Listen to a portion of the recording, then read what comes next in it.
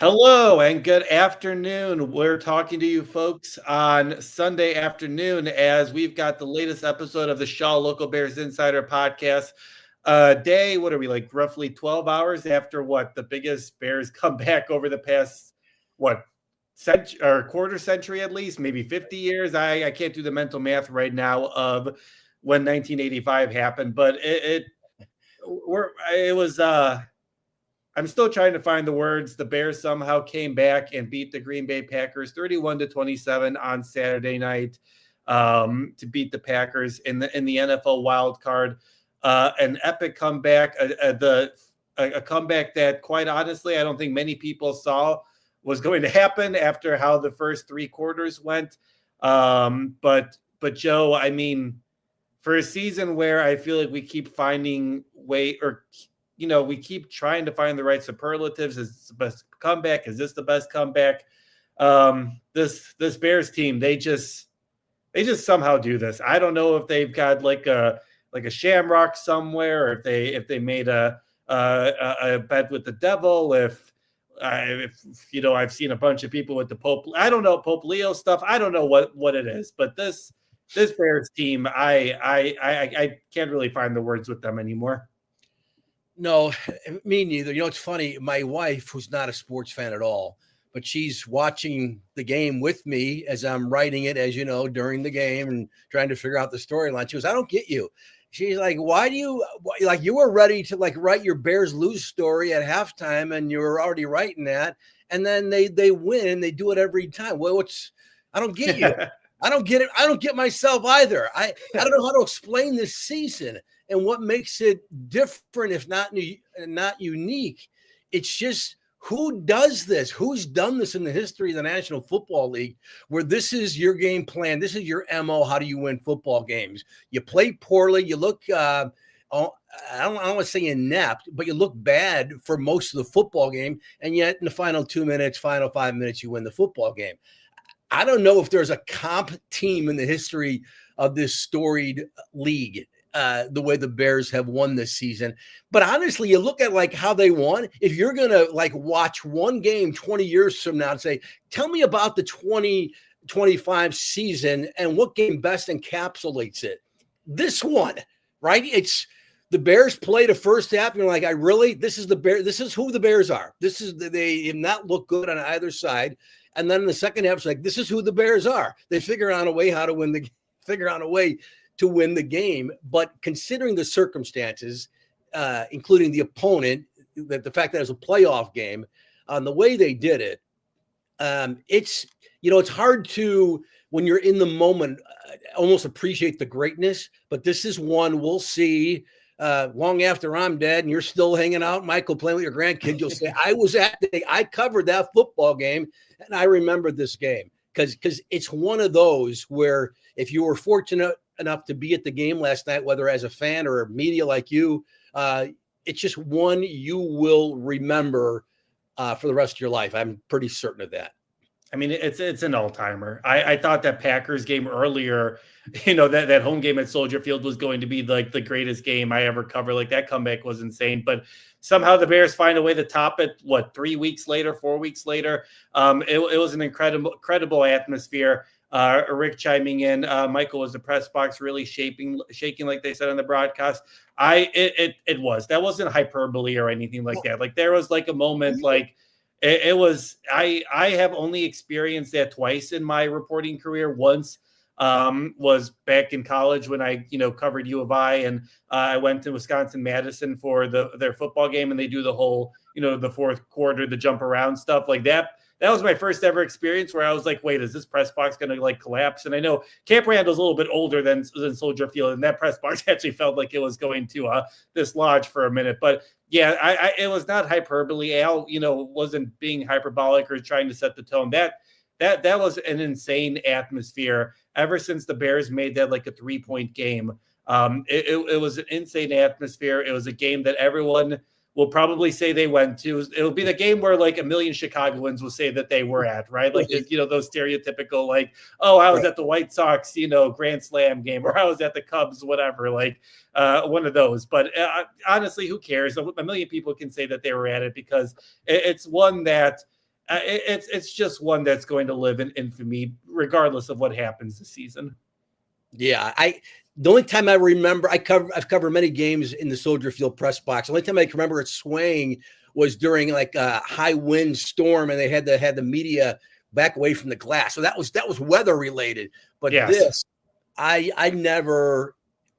The Bears. I've covered a lot of bad Bears football over the last several years, a decade plus. But anyway, I mean, I've experienced that at the United Center for Blackhawks playoff games, where the place is so loud you can't hear the guy next to you, and it feels like the building is shaking. But never have I experienced that at Soldier Field because of just the roar of the stadium with the fans. So I'm sure again that's who knew Soldier Field seated 120,000 people, right? Because people will claim they were at that game years down the road.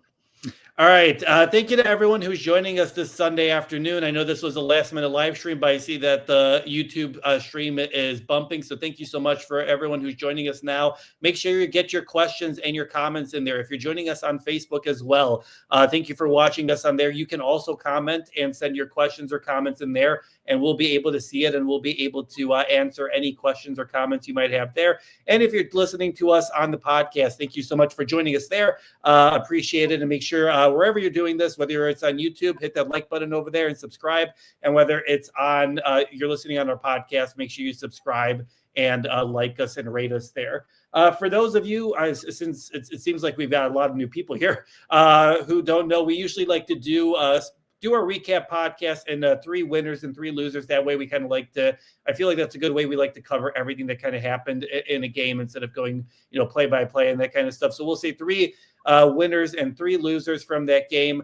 And Joe, obviously it'd be insane if we started with the losers in this game. So what is your first winner from Saturday's epic comeback? Well, it's nice to have lots of options, but I'm going to take the obvious one is Caleb Williams. Again, you look at his numbers compared to Jordan Love's numbers, and this is kind of a microcosm too of the season. Like Caleb completed only 50% of his 48 passes last night, but he threw for, my goodness, he was flirting with a 400-yard game for the first time in his career. What do you have? 361 was it offhand? But just 361. 361. The clutch after, even early third quarter when he threw the interception on the 4th down play, DJ slipped, and there was just really. It goes down as the guy should have made just bad at the pass down because they would have gained some yards on that. But it just looked bad early. Like, well, they're going to try. They're going to make it interesting. They got to settle for a field goal. And they got to settle for a field goal. Oh, that didn't work out. So maybe, thanks for the thrills. It's just not going to happen this time. Well, it did happen. But Caleb, well, he had some great quotes after the game. I caught a lot of it live on television, and it was long. I'm assuming you were in that press conference in the room where they bring the players and coaches in. But he gave a lot of good answers. And then in the post game too, I don't know if this is an original quote by Caleb. It's an all timer. But he said the one where he said where he was addressing the team after Ben gave him the game ball, I think it was, and he said, the regular season is where you make your money. It's the playoffs, and I'm paraphrasing. The playoffs is where you make your name. And man, that is so true in every sport, right? We've talked about it. I've talked about it many times. Like, you remember what your guys, whether it's hockey, it's NFL, basketball, baseball, whatever. You remember what your guys did in the postseason. That's it. You make your name in the postseason. And this kid, it's one game, but and people could say, the Packers blew it. They missed an extra point. They missed a field goal. They did this, they did that. So what? This is a playoff win on his resume. So going forward for him, there's no talk like he can't win the big game. He won regular season games. What's he done in the playoffs? Well, he won this game, and he won this game with those 2 throws, engineering those touchdown drives in the final minutes, engineering that 4th quarter, which was amazing. I could go watch that again and again and again, just the 4th quarter, which really started at the end of the 3rd quarter. They were on the verge, but you know what I mean. But just another, this is what you look for. I'm not comparing him to Mahomes. Let me get that straight. But that ability to make plays out of nothing, to make miraculous throws, clutch throws, the 4th and 8 throw, which I've already seen like 20 times. I'll see it probably another 20 times today if I hop on social media. That throw to Roma Dunze where he lobbed it in the perfect spot. And it was such a nice touch. We talk about Caleb not having, always throwing the fastball. That wasn't a fastball. And then the throwing, with basically with from one leg, while a defender is going to bite his ankle off. That's an all-time throw there. But he was just the man. We have the quarterback, and I know I want the percentage to be better, and hopefully that improves with an off season and in year 2. But man, everything else, I mean, you don't have to listen to what I say. Just listen to that crowd last night. That was just epic. And thank you, Caleb, as a Bears fan. Yeah, I mean that game. That 4th down throw, that's your game right there. That's your franchise quarterback putting his team on his back. And it was such it was the main focus of my feature from yesterday where, it's 4th and 8, they're at their own 43 and, Ben Johnson gives the play call. And then before, obviously they've got those, they've got that 15 seconds before you have to, you can't communicate with the player anymore. Ben Johnson, according to Caleb after the game, before that play is over or before the play call is over, he just says to Caleb, "I need you right here and go make a play, kid." And that just is, and then he just does it. And it wasn't a simple, all right, seam route, protection was perfect. The pocket collapses after a couple seconds. He doesn't know where to go with the ball, but he knows that the play is supposed to go toward the Bears sideline. So he scrambles toward the Bears sideline because he knows that's where the ball is supposed to be. And before the Packers, I think like they get an arm on his ankle, and Caleb is able to just do that jump throw and places it perfectly. It's an insane throw, which is why everyone was like, this is a generational quarterback, right? When he was coming out of USC, like, We'll get into the whole open misses and all that kind of stuff, but you can't teach that play. You can't teach that throw. That throw is just a franchise quarterback throw. It's an elite throw. It's why you won that game, because as soon as Rome caught that ball, everyone on that sideline, Cole Kmet and Colston Loveland and everyone else told us after the game, after that catch happened, they were like, we're winning this game. And like after that moment happened, they were like, they're going to win that game. And you saw what happened, right? Like they were able to score on the Zacchaeus play. Colston Loveland catches that critical 2-point conversion. And, a lot of guys had to come through, but it would be far-fetched to say that comeback doesn't happen because of Caleb Williams. And like you said, Joe, the playoffs is where you make your legacy as a football player. And it's one game. Obviously, there's still a whole playoff run to go to. Hopefully, there's a whole, obviously, 10 years of a career for Caleb Williams. But if this is his first playoff moment, I don't think you could have asked for a better moment for him. No, it's like Michael Jordan said a long time ago, because I don't make every last-second shot. It just seems like I do, because those are the highlights that roll. So Caleb, as we saw the last 2 weeks, like sometimes he's not going to be heroic at the end. That's okay, because no one will be.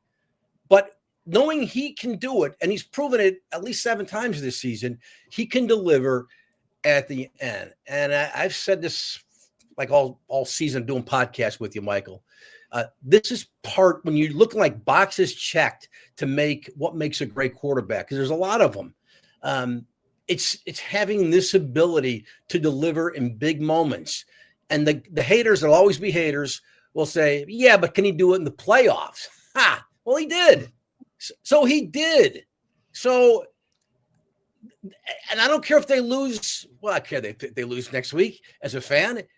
Even if they lose next week and he doesn't play well, going forward, he has this ability. I don't think this was just the script this year. He got lucky this year and it won't happen again next year. That I'm certain is not the case.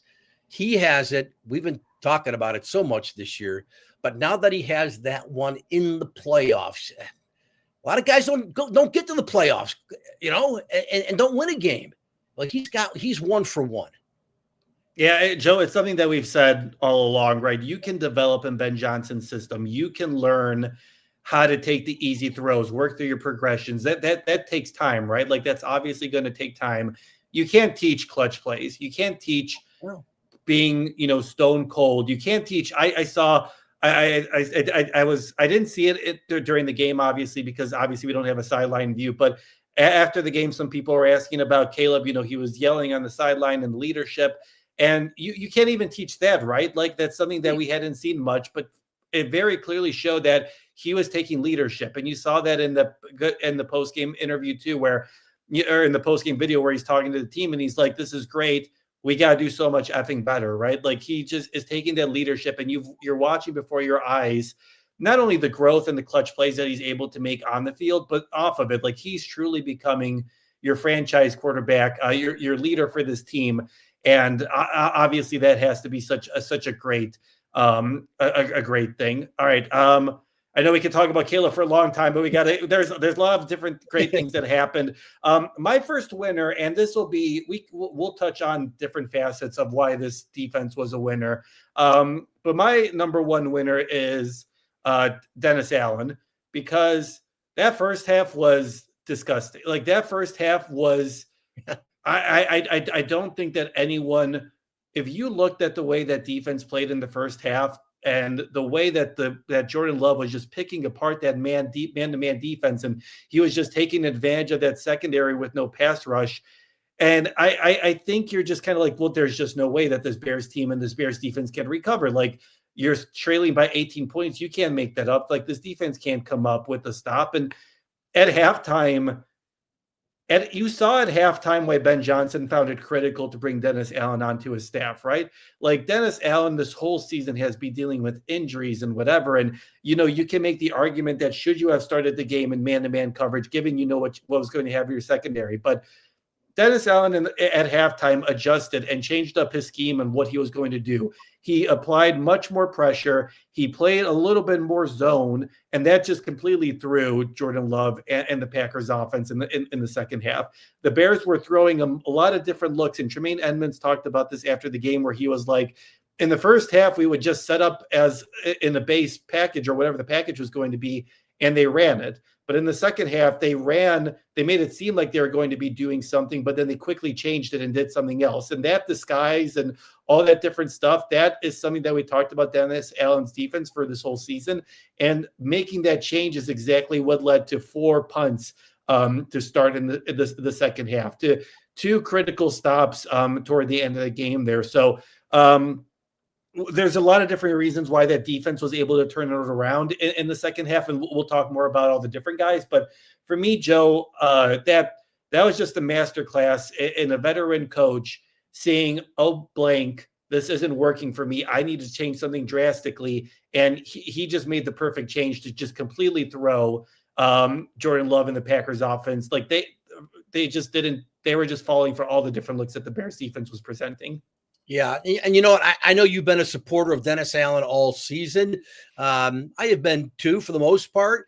But I'll tell you what, if they would have duplicated that first half in the second half last night, so 21 times 2 is 42. If they would have given up 42 points to the Packers, he would have taken a lot of heat for this. Sure. Yeah. Yes, of course. Right? So he did, though. And it was, your season's on the line. But that was like the first 3 and out they got. I'm like, hey, the Bears finally did something good.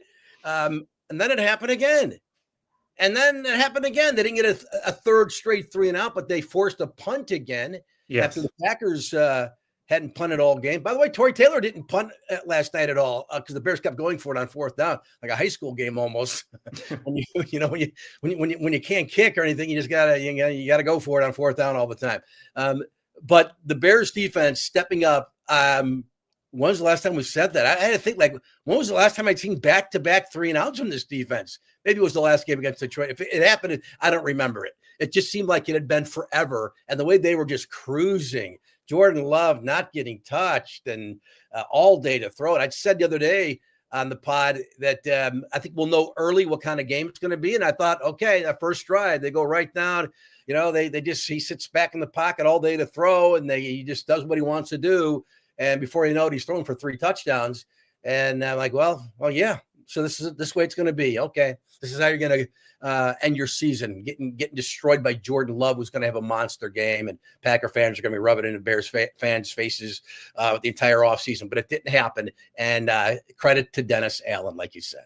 I mean, Joe, it was crazy. The Packers had 231 total yards of offense in the first half. Jordan Love threw for 139, and I think the yards per play was 9.1. Like that, that alone was the reason why I was kind of like at halftime. I was like, well, gotta start getting ready for the offseason, right? Look, there was just I just didn't see a way that this defense was going to be able to adjust. But I mean, credit to Dennis. Like, listen, this is why he's considered one of the best, defensive coordinators over the past quarter century, because yes, we can get into should he have started the game in that, and should he started with more of that pressure and all that sort of stuff. But he made the right adjustments. The defense responded to what he was going to do, and that's a big kudos to their coach. Swallowing his pride, being like, instead of being like, no, we're going to keep going with this. Like, I think we can just do it if we execute.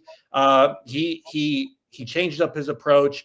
Players executed, and you obviously saw that second half response from that defense. All right, Joe, who is your second winner from yesterday's big comeback win? Well, and just to continue what we're talking about here, the defense. How about Montez Sweat? When was the last time you saw a defensive end get a game ball after having 0 sacks in the game, which he's paid to do? But, man, he was bringing the pressure. Their pressure was much better in the second half, and they didn't get home. They didn't sack him, but the pressure makes a difference. And Montez Sweat was getting home, and he was forcing throws. And boy, his season, Michael, I think we'll do grades when it's all said and done at the end. And I kept thinking, what kind of grade should Montez Sweat get? And I'm thinking B minus. The consistency wasn't always there. Did have 10 sacks. You get double digit sacks in a season. That's always good. He finished with exactly 10. But that was an A effort from him yesterday. He was a difference maker. That's the guy that they traded for. That's what they thought they were getting. And we saw that initially after he got, they came to Chicago from Washington. But man, he was effective and he looked like a dude. And boy, if they can just get that all the time, whether it's scheme or whatever, but that was he was a difference maker in that football game. You look at his stat sheet and you'll say, well, what did he do? I don't know how many tackles he had, but you saw, if you watched the game, and a lot of people did, whether it was on Prime or locally or you were there, you saw it. So Montez Sweat, that was really cool that Ben Johnson, of all the guys he could have given a game ball to after a victory like that, he gave one to Montez Sweat.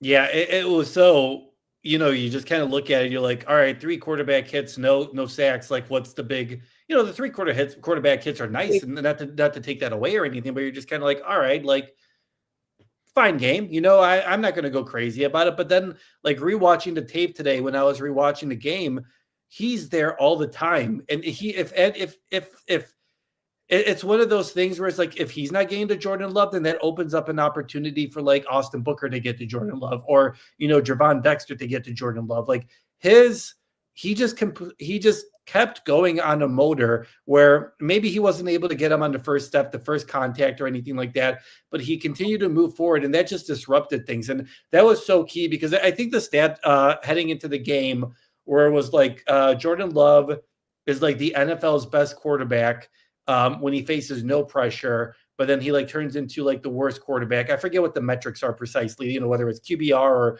or stuff like that, but it was essentially like he's the best quarterback when he faces no pressure, and he's the worst quarterback in the NFL when he faces pressure. And you could be like, well, duh, obviously, like any quarterback is like that, but it doesn't make sense sometimes with him, because he's also so great on third down, right? Like, he's able to escape that pressure, and he's so good on third down. So, I mean, Montez Sweat, he's had for having 10.5 sacks, that's been such a quiet 10.5 sacks this season, I feel like. but his impact was amazing. And he was a major reason why that pass rush was really able to get after Jordan Love. And listen, that kept them from really prolonging a lot of drives there. And he played a major role in that. So it was great to see Montez, step up in a moment like that. Someone else who stepped up in a big moment, I don't know if you can call him the kid anymore, but Colston Loveland, again, talking about a guy who had a quiet night. I think it was like midway through the fourth quarter, and Loveland made a big catch. I think it was maybe like a 30-yard catch. And I look at his yards, and he's got like 120 receiving yards. I'm like, wait, what? Like, what? When did he pick all these up? But I think we've talked about this the last couple of weeks, Joe. All the critiques and laughing at Ryan Poles, and you're like, you took a tight end at number 10. You didn't take a pass rusher. You didn't take a tackle. Like, what? This is a luxury pick. Like, what could Colston Loveland possibly be worth? And then obviously you get the whole first couple of weeks. It's like the kid can't get catches. He's not getting targeted. What are the Bears doing with their first round pick? And Joe, yesterday, I mean, I don't think that you can find any ways to critique him. He's been phenomenal. He's been there on 3rd and 4th down. He is such a tough player to stop. He runs. You saw the route running that he had, where there were obviously it goes down to Ben Johnson's play calling, but he does such a good job for being such a big guy of blending in, right?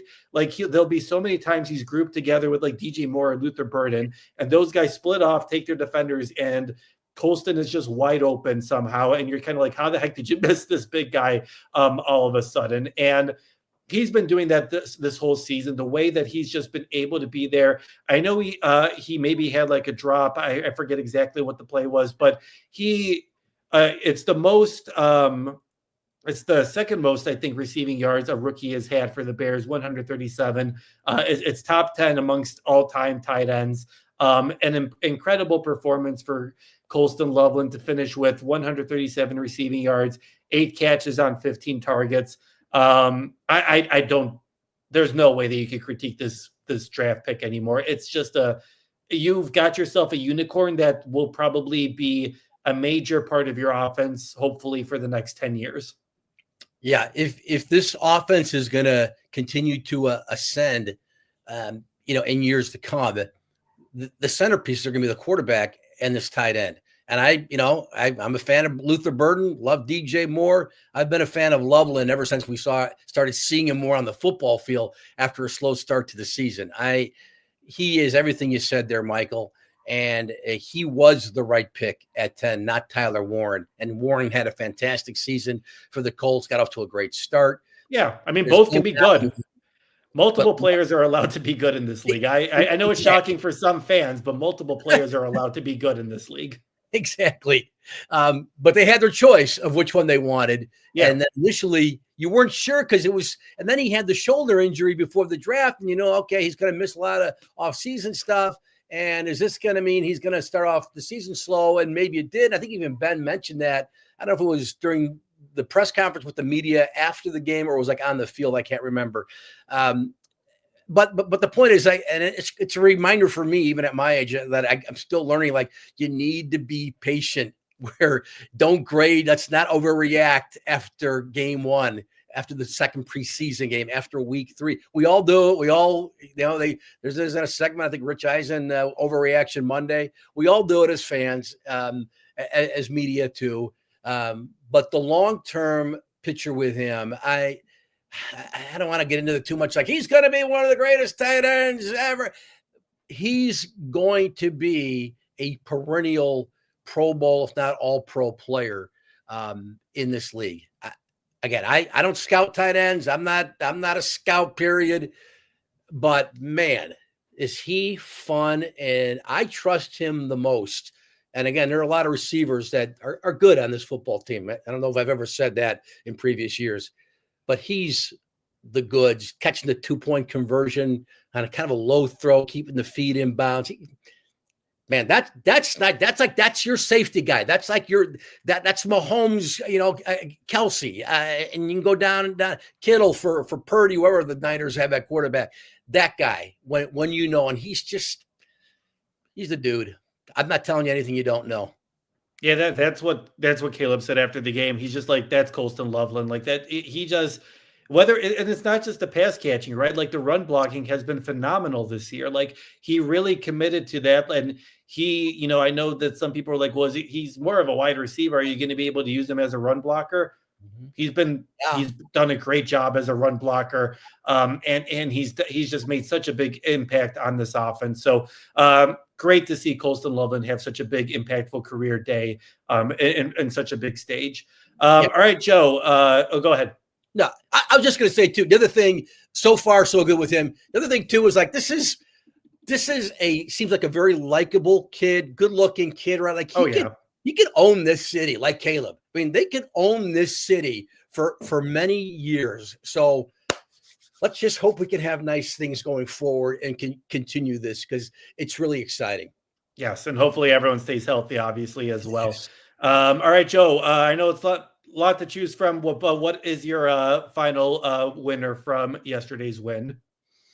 I'll go with DJ Moore. There's talk. I know he's under contract still. Like, the Bears going to try to trade him every other day. I see something like a potential trade rumor with DJ Moore. I hope not. I hope not. I'm so glad that he got the touchdown to put him ahead there late. He too is showing. That's the other thing. Like we talk about, the quarterback has to be, you have to have the clutch gene. You have to be the guy in the moment. And we're seeing that on DJ Moore because this is a guy, and we've talked a lot about DJ too throughout the year, but this guy who's never been a Pro Bowl receiver. Might not, because there's so many dang stud receivers that are 6'4" in this league or taller or whatever. Sure. But he is he's a football player, as coaches like to say, that guy's a football player. That's what DJ Moore is. And so for even him, the touchdown catch and the OT catch against the Packers during the regular season, that catch last night, I know he was wide open. It wasn't maybe the hardest catch, but he caught it. He caught it and he finished the play. And those are big moments too. Even for him, maybe he doesn't even care or look at it this way, but it's like, you are showing, man, you can be the guy, and you're not the biggest dude at all. All right. Is DJ even 6 foot? He's not a big dude. These are moments for him too. And I think it's like they talk about Hall of Fame, and that the next level is that you're just not good enough for Hall of Fame. You're really, really good. It's like for him, he's not maybe the all Pro Bowl guy, but he is that next level, and you win with players like DJ Moore. The guy hasn't done a lot of winning in his life because he's been on a lot of bad football teams going back to Carolina. But I'm glad he's a Chicago Bear, and I hope to see him more. If they're not throwing the Loveland or Burden, you got DJ Moore. So I'm going to go with DJ Moore. Yeah, and on that touchdown pass, you might be like, well, he was wide open or whatever, but he had to sell there, right? Like they had to sell the screen, and that's exactly what they did. Like that play doesn't happen if the Packers don't buy it, right? And like they've done such a good job of running that screen play a couple times before in the game, and DJ is committed. That I think it was on the first drive when they hit Luther Burden, and DJ was committed on the run, on the blocking down the field, and I think that play works because the Packers realize, oh shoot, we have to defend this and take DJ more seriously as a run blocker, right? And because they're able to do that, they focus in on the run block. They're trying to create their angles so they can try to get Luther Burden down.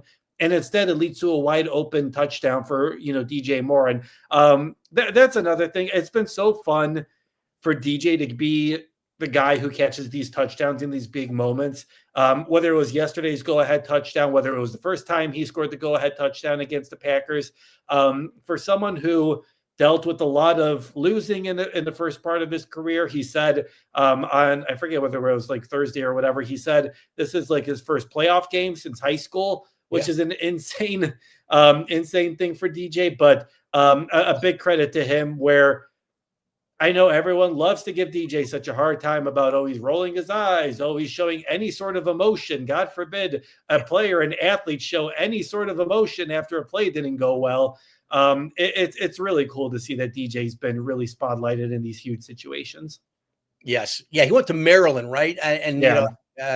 So they weren't really good. That was before, I think, before Loxley got there. Yes.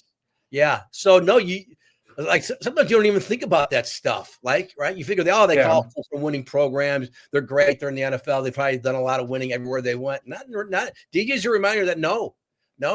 So he deserves this success because he's a really good football player. All right, Joe, my final winner is going to be, it's kind of hard. It's kind of like an all-encompassing winner. It's the coaching staff, it's the players, but it's just this belief that you can win no matter what. And I think that started, Caleb talked about this during their, post-game video that they post before the good, better, best chant and all that kind of stuff. But that belief that they're never out of it. And, Ben Johnson, there was a bunch of stuff that kind of came out of yesterday's game. Ben and the players talked about how, in training camp, Ben showed the video of the Falcons and the Patriots Super Bowl 51, when obviously the Patriots came back from a 28-3 deficit. And the Bears have two players who played in that game. Grady Jarrett played in that game for the Falcons, and Joe Thuney played for that game for the Patriots. And he talked about that moment and how, you're never out of it, and you just got to keep working, and you can't, it's that one play mentality where it feels so cliche, but it's also kind of like, well, you can't overcome an 18-point deficit by one touchdown, right? You just got to work on it, play after play after play. And it's very clear that this team believes that. I mean, Ben said at halftime, he was like, this is exactly where you want to be. I'm paraphrasing right now. Like, this is exactly where you're going to want to be. Like, this is going to be the best Bears game in Bears history, or whatever he ended up saying, something close to that. But just the trust and belief that Ben set in the spring when he came in here, and he's on the details, and he's talking about accountability, and everyone's like, all right, sure. Like, what does that really mean? But now you see in January, when you're facing an 18-point deficit against your longtime rival, everyone's laughing at you because you can't stop anyone on defense. Your offense looks inept in the first half. And these players believe, and these coaches believe, and you see what happens. And it's just been a fairy tale ending. And that's just So that's why I'm kind of like, it's not one person. Like, it's an all-encompassing thing. But it's this belief that Ben Johnson has kind of given this franchise that it hasn't had since, I don't know, maybe Lovey, maybe Ditka. It's been a long time since this franchise believed that it can win no matter what. Yeah, and a lot of times, like, you need to see it before you believe it. Sure. Right? And so you could say you got to believe it. Like, coach, we're 0-8. We're 0-8. Well, they're not 0-8 because they have won it. So next year, I mean, this is what, again, I'm not a big believer in momentum carrying over to the next season. The roster changes a lot. But next year we do know this. A lot of these guys will be on the team still, more than half of them, right? They're still going to be back. And anytime they're down on a game, especially late, there will be no, like, I don't know if we can do this unless you're down 30-0 with 2 minutes to go. Maybe it's over at that point. But otherwise, you're in every game. And Caleb said something very simple after the game last night. I think it was on the on-field interview about the coach. The question was something like, what do you say about your Bears? And that was, but it's a 60-minute game. It's not 58. It's not 57. And a lot, and that sounds like cliche. You know what? No, because they show how many times if they won in the last minute and a half, 2 minutes this year. I know it's seven fourth quarter comebacks. I don't know if they've all been in that frame, that time frame, final 2 minutes. But man, they do it. And just when you think they've run out of fourth quarter comebacks, like we thought against the Niners, like we thought against the first Packers game, like we thought against the Lions game, it's just not going to happen this time. Okay. But again, knowing you can do it, you won't do it every time, but we have the ability. And most importantly, we have the quarterback who's not going to not going to panic, not going to get the happy feet going and too much adrenaline, and then doesn't know what to do. Because that's, we talk about, people can argue about the clutch gene, whether it's baseball, basketball, football, whatever. It does matter. It's guys who can control it. I think it's the guys who don't get flustered, and they have the quarterback. And that was an organizational win because Ben Johnson will refer to that game 20 years from now if he's still coaching somewhere. If he's covering junior high football, he'll say, when I was with the Bears, this is what we did, and we came back, and let me tell you all the games we came back in the final minute. That doesn't matter for the Bears. All right, Joe, some other honorable mentions. Obviously, I got to give a shout out to Cairo Santos. When the Bears were struggling in the red zone, Cairo still came through. And obviously, as you saw in the game, field goals aren't guaranteed in this league, in college. Field goals are not guaranteed, and Cairo continued to just be steady Eddie for this team. He made all 3 of his field goals. He made all of his point afters. So kudos to him, and also kudos to Devin Duvernay, who I feel like really turned it on, especially in that second half. He had that big punt return, which was really important to kind of gain the Bears into a good scoring position. And he also did well, I think, on a kickoff return as well. So kudos to that guy, to those guys. I feel like special teams played. For how much special teams was a reason why the Packers lost yesterday. Special teams was a real reason why, or a big reason why, I should say, the Bears were in a spot to win. Yeah, great point. I'm glad you mentioned them as a unit, right? Because we're talking so much about Caleb and the defense's performance in the second half, but special teams, you're right. And again, then I'm a big believer in life with everything. You need to see the bad to appreciate the good with everything, right? You saw the bad. McManus missing a PAT. That's all. It's overtime if that doesn't happen. Likely because he could probably make a chip shot where they were on the field at the end of the game. But that's what the bad looks like, and that's when you notice your kicker. But Cairo, unsung. Michael. I'm turning. I'm becoming a Cairo Santos guy. He deserves 100% of the credit for that game. What he did, not missing. And Duvernay, I've said it all year. The guy is not. He's not the splashy guy. He's not Devin Hester. Right? He's not that guy.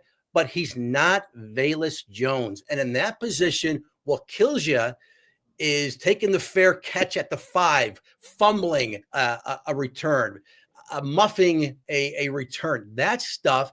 And correct me if I'm wrong. I don't think he's fumbled this year. Correct? Not that I can remember off the top of my head. Right? I don't think so. No. Typically, you remember that, like, you remember that game when he fumbled and cost us a touchdown. Sure. So that's what you need. You don't always have to be great, but you just can't mess it up. Don't mess it up. He hasn't messed it up all year. So that we talk about all the draft picks, the free agent signings. That was a great signing. Am I giving credit to Ryan Poles again? What's happened to me? But that was a great signing in getting a professional at what he does, Devin Duvernay. Yes. He, whether it was the Minnesota game or whatever, he's not returning all these touchdowns or kick returns for touchdowns, but he's been influential in this team's success. So obviously a major role there, and obviously a reason why you can't neglect special teams. If there's a game that showed that last night was a game where special teams, it doesn't get all the glitz and glamour and all that kind of stuff, but it could be a reason why you lose a game. And that's why you really need to be on it. One more shout out. This one just personally for me, because this was my surprise prediction, but also good for the Bears. The Bears were only penalized twice and for 5 yards. Wow. That's how you play playoff football. Yes. That's where the Packers, I feel like, created a lot of penalties that kind of cost them in that second half. The Bears only had 2 penalties for 5 yards. That's a big kudos to Ben Johnson. A week after they looked disheveled and all that kind of stuff, that's a big credit for Ben Johnson to be like, hey, we're not going to lose this game because of penalties. And the Bears did a good job of not shooting themselves in the foot there. Yes, great one, right? Because we were afraid of that, like being too hyped. It's Bears, Packers, playoffs. Don't do something stupid. Don't take the the unnecessary roughness call or roughing the quarterback thing. I'll give you one more winner, and that's maybe the biggest winner of all here, Michael, with this game. It's the fans. It's the fans because. Yes. Again, if you're a Bears fan, you know a Packer fan. You probably know multiple Packers fans. That's just the way it is. And you don't want to hear it again for another 7-8 months, whatever it is, until this next season starts, the 2026 season starts. That was huge for the fans. And I'm one of them. because I just I don't want to deal with this. I'm tired of the whole narrative, and the Packers can rub it in your face, and they just, they own the rights. They had the bragging rights for a long time. Not now. Not now. Like Caleb said in his post game, they wanted us, they got us. And guess what? The Bears aren't going away. Packers aren't either, but the Bears aren't going away. The fans, and if you were there last night, I know they don't, I know they don't print ticket stubs or anything. Everything's on your phone now. But you keep something from that game, because you'll say, like, hey, man, I was there. I was there for one of the biggest playoff wins in Bears history, because that's what it was last night. Yeah, Donna joining us on Facebook. Hi, Donna. It's so exciting and long overdue. Go Bears. Ravi joining us on YouTube. What a win. Yeah, I mean, it was such a great environment. And I thought the fans did a good job. They weren't loud on offense. I know that was a big talking point before the game about Bears fans learning about like what it's like to have an offense and you actually don't cheer when you're on offense and that kind of stuff. So Bears didn't give them much to really be happy about for the first 2.5, 3 quarters. And I thought that fan base still kept the energy up. So that was a big kudos to them, and obviously great for them to have that lifelong memory. All right, Joe, hate to do this, but obviously the Bears were down 21-3. The Bears were down by 11 points toward the fourth quarter. And it's one of those things where, I like the phrase, I can walk and chew gum at the same time. So there's still stuff to critique about this game. So Joe, what is your first loser from yesterday's comeback win? Yeah, I mean, let's not pretend they won 40-0 and they slayed the giant and doused the wicked witch with a bucket of water. I mean, that easily in the first half hour. I mean, it was a bad performance in the first half. Everything, the column I do, the 3 and out, where it's like 3 things that worked. Well, at halftime, I had 0. I mean, I had nothing that worked. Nothing. You probably had 0 heading into the fourth quarter. Pretty much. The first drive was good, and then it's like, dang, they couldn't get into the end zone. So the first drive was really nice. We talked about so much about getting off to a good start, and then it didn't. But losers, pick anywhere on the defense, because that was just not a good effort. You a 3 touchdown pass, you give the guy all day to throw. Austin Booker, who continues to do a little bit like something special every game. He's. I'm not saying they got their DN in the future. Don't worry about that position in the offseason. Yes, it's still an issue they have to address. So is the interior. Oh, without a doubt. Yeah. But the secondary wasn't good. I mean, Kyler Gordon, we figured, Michael, right? The guy hasn't played basically all year. And if he played, he's not been 100% any game, which stinks. Even at the end, like, he should have caught that. I mean, just break it up. But like, that was an interception he dropped in the end zone. Like, what are you doing, dude? Just catch that ball. Couldn't have been a better pass to you. That said, he wasn't good. They were picking on him a lot. They were picking on pretty much a lot of guys in the secondary. But that's what it is. Hopefully, Kyler Gordon has a whole offseason to heal up. Whenever that offseason ends, maybe won't end for another month, or when the offseason starts. But he wasn't good, right? I mean, but again, I'm not. It's hard to criticize him knowing he's put in that situation where they need him, especially with DJ Gardner-Johnson out. Like, you really need Kyler Gordon to be the old Kyler Gordon. He wasn't, but no one in that secondary was. But somehow the defense, we talked about the scheme and what they were able to do. They were able to rush 4 and get enough pressure to upset Jordan Love, apparently a little bit in the pocket. But the first half, the defense is secondary. Our guy, Nahshon Wright, the Cinderella story. I don't know. Maybe he's turning. Maybe the carriage is turning back into a pumpkin or something. I don't know. With him, he hasn't been great really either the last 3 weeks or so. So that would be the negative. Again, we're not going to, just because this was a great victory, like you said, Michael, just say, hey, it was what a game of the year. They were perfect everywhere across the board, and they destroyed the Packers. No, not by any means.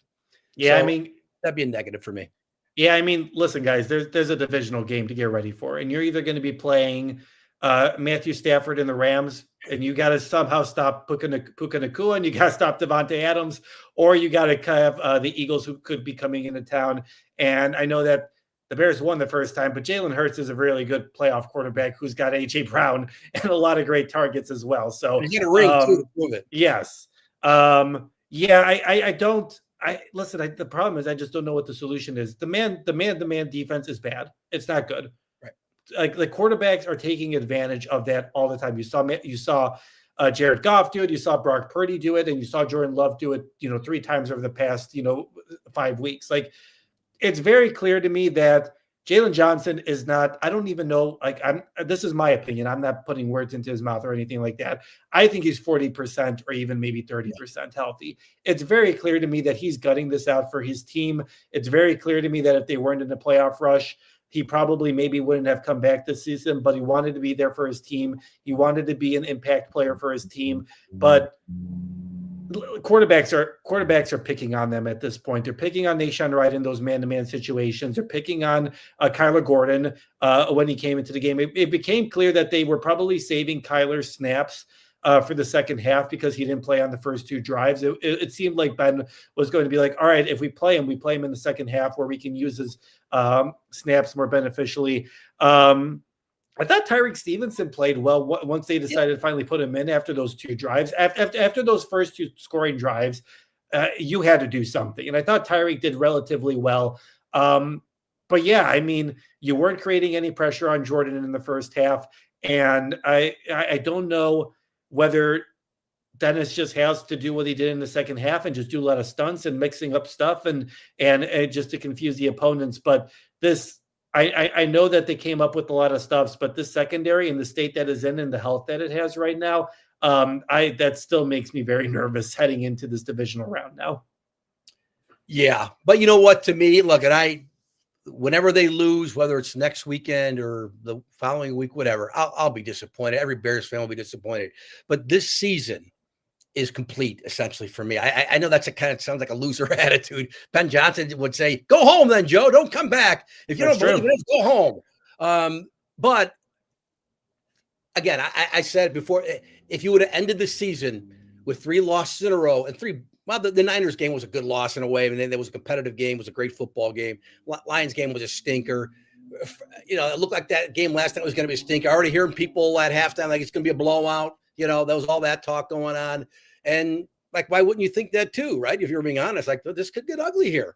It could be over by the end of the third quarter. And then here come the Bears, because that's what they do this year. But if it would have ended that way, ended ugly, if the Bears had no fourth quarter gas left in the tank to even get back in the game, this would have been bad. It would have been bad for a lot of reasons.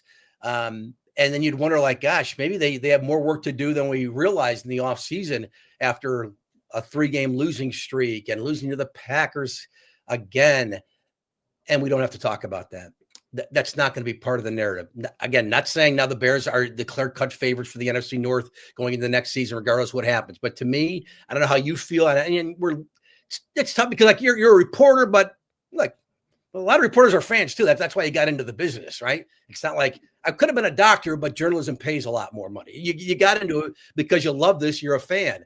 But as long as they don't get blown out next year, be competitive again. Do what you do. Let's see the quarterback, the rookies, the guys who matter going forward, perform and show you're ready for the moment again. And if you lose to a better team, because whoever they're playing might be the better team, Philly you can debate because the Bears beat them so badly. But to me, this season is going to feel good in the offseason, regardless of who they play and what happens next weekend. Yeah, for sure. And we'll talk more big picture stuff. Actually, tomorrow, guys, you're going to get an extra podcast from us on Monday. So we'll break a little bit more of that kind of stuff down once we know the opponents as well. But yeah, I agree with you. I think there's a lot of good stuff to take from the season, regardless of what happens next weekend. But still focusing on Saturday, one of my big losers was the red zone offense. Like the Bears. Yeah. There were a lot of times where I was kind of like, man, how are the Bears in this? And there are a lot of times where I was kind of like, the Bears should be winning this game. Like the Bears went 2 of 5 in the red zone. And the way that they started the second half, like it shouldn't have come down to like a late game comeback. Like the red zone offense, the Bears ended at the game 2 for 5 in the red zone compared to 3-3 by the Packers. It's something where I know that the Bears won, but that red zone offense has to be much more efficient. And I don't know whether it's the play calling. The first drive, they did such a good job of moving the ball down the field. You thought, all right, this is exactly what you wanted, Joe. Go down the field, set the tone. We're going to do a great job. And then once they got into the red zone, it was 2 passes that never had a chance and a 5 or 6 yard run. I don't know whether it's the play calling. Obviously, we talked in the past. It's a more compact field. It's harder to pick up yardages and that kind of stuff. But the red zone offense, we're talking about this season and trying to win the next game. That has to improve. And I don't know whether that's play calling, execution, but that was not good in the first 3 quarters. No, you're absolutely right. Because even early third after the defense, my goodness, making stops, getting off the field, giving the offense a chance. Like, here we go. The time's ticking. We're down 21-3. Then you got to get a field goal. And then the fourth down play, I guess, DJ slipped. I don't get it. He did slip. Maybe he was the tender receiver. Regardless, run the ball. Michael, again, they didn't establish the run. And I'll tell you, I give credit to the Packers defensive front, because the Bears, who have run the ball well all year, even when they're not rushing for 281 yards a game, they're running the ball effectively. Last night they didn't, but that doesn't mean you abandon the run. Like, I didn't like that fourth down call. Where were they, at the 4 or whenever, when inside the 10, early in the third there, when they have a chance and Caleb throws the pick on fourth down. Oh yeah, that should have been a quarterback sneak or a run. I don't know why it got too cute. Yeah. And again, I love to see. I love offense. I want to see the Bears drop 40 every time they play. But run the dang ball. You got a good O-line. We've said it all year. Swift, Monangai, just commit to it more, and don't be discouraged if you get 2 yards and then 2 yards. Run it again. Maybe they break one off a little more, but again, this is not like news flash for me. Breaking news is what you should do to win football games. Run the football game. And I don't think they just committed to it enough, even when it looks ugly. If this were past Bears teams where you're like, we don't have a running game, stop running the ball. We just got to throw because that's the only chance we have. No, this team can run the football. And you think the Packers without Micah Parsons are going to stop you? Now, they did. But I would have committed to it more. So you can question the play calling, and maybe it doesn't have to come down to you needing to score 25 points in the fourth quarter to win a football game. But I would have liked to see more of that, just running the dang ball. Yeah, it was very – that's what we talked about heading into this game, right, Joe? Like, that was your secret, that was your sauce. Like, that's how you're going to win that game. You're going to run the ball. And looking at it, they ran the ball 5 times on their opening 16-play drive. And then – it just, Ben talked about it. You fall down 21-3. He said after the game he loves, as a play caller, obviously he trusts in his running game, but it kind of gets away from you. But I understand that. But then you're also easier to defend, right? Because they know that you're going to pass. Yes. And so I don't know if I agree with that logic. I mean, the Bears only finished with what did they have here? They had 93 rushing yards. If I'm the Bears, if I'm Ben Johnson, I'm getting rid of that back end round, whatever he does with Luther Burden and DJ Moore. Get rid of that. That doesn't work. Like teams are sniffing that out instantly as soon as they're seeing it.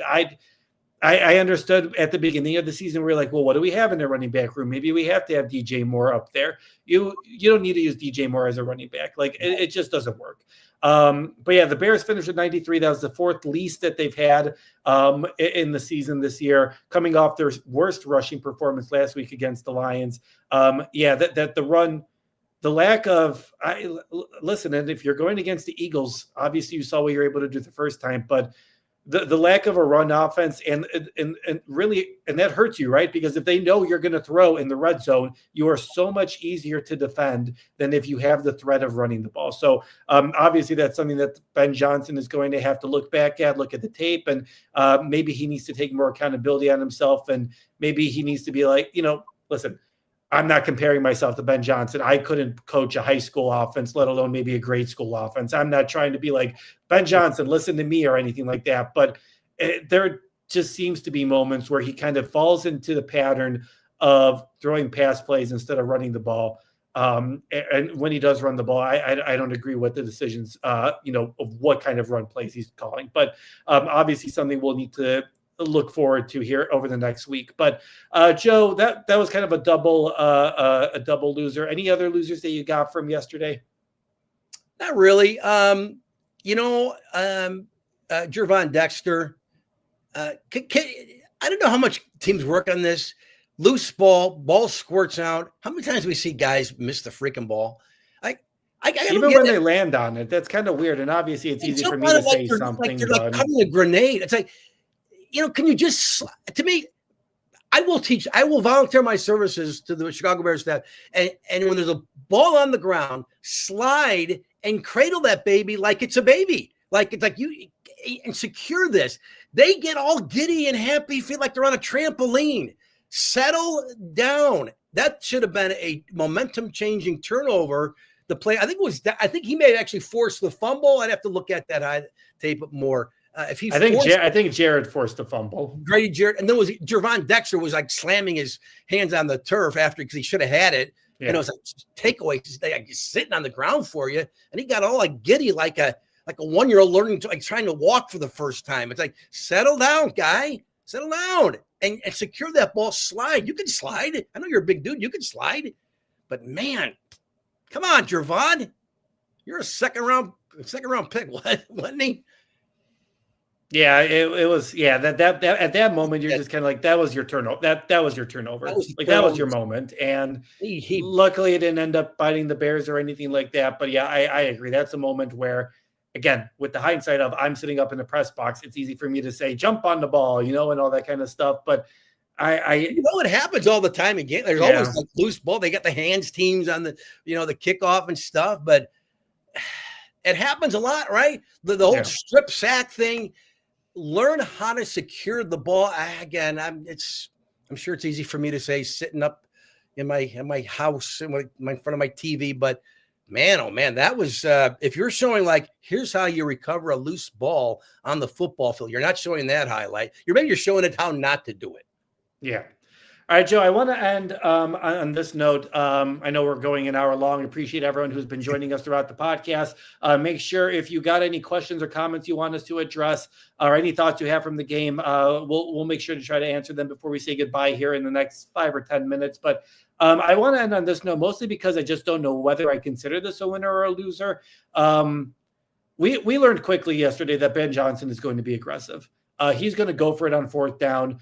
You saw it on that second drive when they went for it on 4th and I think it was 4th and 2 from their own 38, somewhere like that, or maybe a little bit further. I think the first one was a little bit further, but and they pick up the 1st down. But then Caleb gets the interception later on there that essentially turns into a punt. But the Bears go 2 for 6 on 4th down.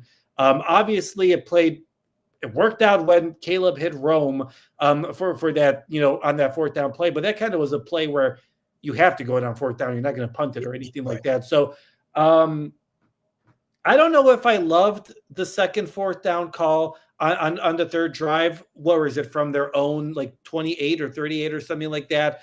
I understand that you want to hold on to the ball. But if your defense is struggling, you can't put them in a position where they're already deep in your own territory. That, to me, I understand.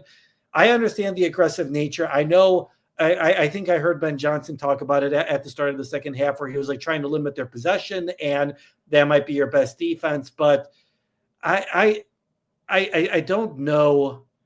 It just feels like to me like that you're kind of setting up your defense to, and obviously it's an outcome based thing, right? Like if they go for it and they get the 1st down, you're like, well, that's a great decision. Why didn't you? Obviously, you're going to do that, but that's why I don't want to necessarily characterize the decision to go for it as a loser, but I don't know how to feel. I guess I'm wondering how you feel about it. It's very clear that Ben is going to be very aggressive here in the playoffs. Yeah, and I think it's not only a Dan Campbell thing. It seems like a league thing now, too. It's more of an analytical thing. Yes, I would agree with that. Before 10 years ago, you never saw teams going for it on 4th down like that. But that, again, that's like reminding me of a high school game where they do that stuff because they're like, oh, we're better than you anyway. We're going to get 2 yards on 4th and 1. We're not even worried. We'll just keep it going. They don't even think about like, oh, my gosh, what if we get stopped here? I think part of it, too, is I wonder if the Bears – and maybe this won't change. If the defense is better next year, like let's just say you had the Texans defense, I'd say, you know what? Let's punt it, because they're not going to do anything with it on their drive. And then we'll get it right back. Where the Bears, it's almost like, and I don't know if the score was 21-3 yet when that happened. It was like, what, it was fourth and whatever at their own 32, 33, whatever it was. That one was 14-3, and that set up the one where Watson did the backflip thing. Yeah. So again, that set up the play for Watson like a few plays later, right? Right. Where maybe you're thinking, we need to score. Our offense, we need to score because we're probably going to give up another touchdown in a few minutes anyway here. So I wonder if they just had a better defense. We're like, again, kick it to them. I don't care. They're not going to move they're not going to move the ball anyway. So we'll just get it right back. But that's not this team. But it also just because Ben is aggressive. So maybe he will do that next year if they have a really great defense. It's just him. But I didn't like that call. I know you're getting your teeth smashed in. You need to score, but that's not the place. And it did result in points for the Packers. Yeah. So I guess it doesn't really matter whether we like it or not. It kind of seems like that's going to be what his approach is going to be here in the playoffs. And it'll work. Listen, there were a couple times where it worked. I should have gone through them all fourth down plays. Obviously the one at the end was a pass play. The first one was a pass play to DJ Moore. There was an interception. So at least 3 of the 6 attempts were passes. Again, going back to the run thing, maybe you should run the ball. And obviously that kind of, I guess we'll see what that kind of goes. But yeah, I just didn't know how to feel about that one. We'll see what that kind of looks like. And maybe we can dive more into that a little bit more tomorrow as we talk about big picture stuff as we look forward to the divisional round. One last loser. It stinks that TJ Edwards and Ozzie Trapilo are out for the rest of the season with their respective injuries. TJ Edwards, an ankle injury. I didn't get to see it live, but when I watched the replay, it kind of seems like the Packer inadvertently stepped on his ankle, and then it just didn't look good. And the Ozzie play doesn't look good either. But both those guys are going to be out. Credit to Theo Benedict. He sprinted onto the field as soon as he saw that Ozzie Trapilo was hobbling off really quickly. I thought that was very efficient, actually. Like, Theo was ready to go. He saw that his man was out. He ran in there. And I thought Theo did a good job of defending that. But those are 2 tough injuries to have heading into the playoffs here. I thought Trapilo has been playing a great job ever since he's kind of come in here. And TJ Edwards, a lot of the guys say it, he's like the bedrock for that defense. So those are 2 really tough injuries to have moving on here in the playoffs. Yeah, TJ, this just been a lost season for him. It's just, again, the guy who never missed a game in his first 6 seasons. Joe, I don't want to blame you, but at the beginning of the season, you said that he never missed a game, and I don't know. I don't want to put blame on anyone. I should just not talk the rest of the season. Whatever, how many days left are in it. It's just, he's just had that kind of a season. You could say, if you didn't know anything, this is the first time you were watching football in your life, like, this guy's injury prone. He's not injury prone, but this year he has been. Real bad break. And then Ozzie, they said it was a patellar tendon. Like, that sounds bad.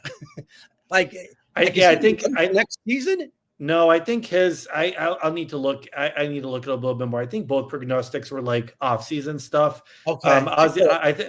I think Trapilo will be 6 months. Again, I'm not a medical doctor. We'll get official confirmation from Ben tomorrow. But even after the game yesterday, he said both guys are likely done for the season. Yeah. But they are. I'm sorry.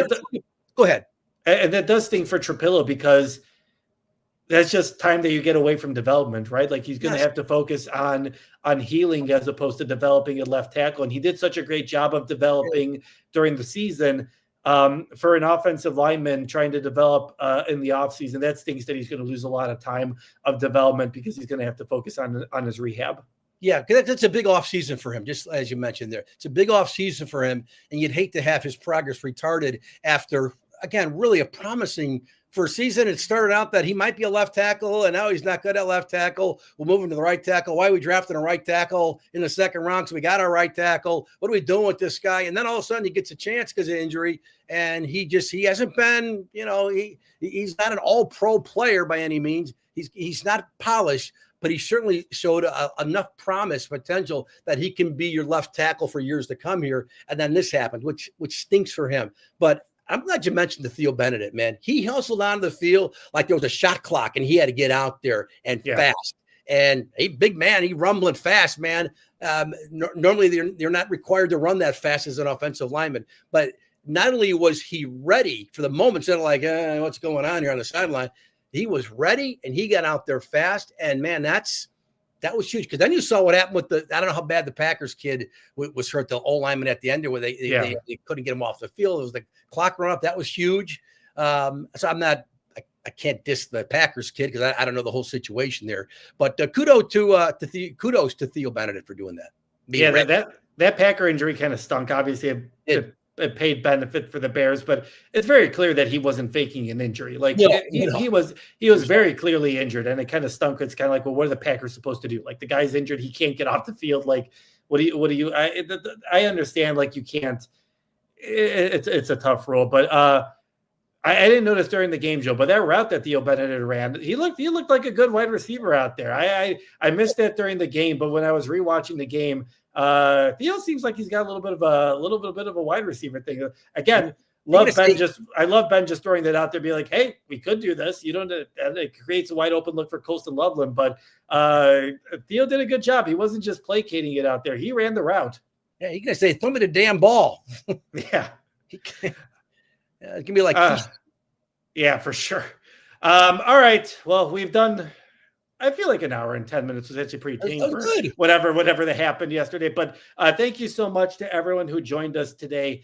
Appreciate all the comments on YouTube. If you joined us on YouTube, make sure you subscribe, hit that like button. And that only helps us grow our brand, but it also helps you know whenever we are going to have an impromptu live stream like we did today. So thank you so much to everyone who joined us on the live stream. Thank you for all the love we see on Facebook, and appreciate all your guys' comments over there. Appreciate you guys joining us there. And if you missed us live, but you're checking us out on the podcast, thank you so much. Make sure you subscribe and give us a nice rating. We really appreciate your guys' support. So the Bears will be playing next weekend. They'll be either playing the Philadelphia Eagles, if the Eagles win their game, or if the 49ers win that game later today, then the Rams will be coming into town to play the Bears in the divisional round. We'll be, like I said, we'll be joining you guys on Monday morning as well. We'll work out a time. I need to see what time the Bears are going to be meeting tomorrow, but we'll talk to you guys sometime on Monday, kind of look a little bit more big picture about what to expect here in this divisional round. But thank you so much to everyone who joined us today. Hope everyone is still having fun, recovering from whatever happened. And hopefully you guys have a good rest of your Sunday. Enjoy watching some football here, and we will talk to you folks tomorrow morning or tomorrow afternoon. But until then, have a good rest of your day, and we'll talk to you folks down the road.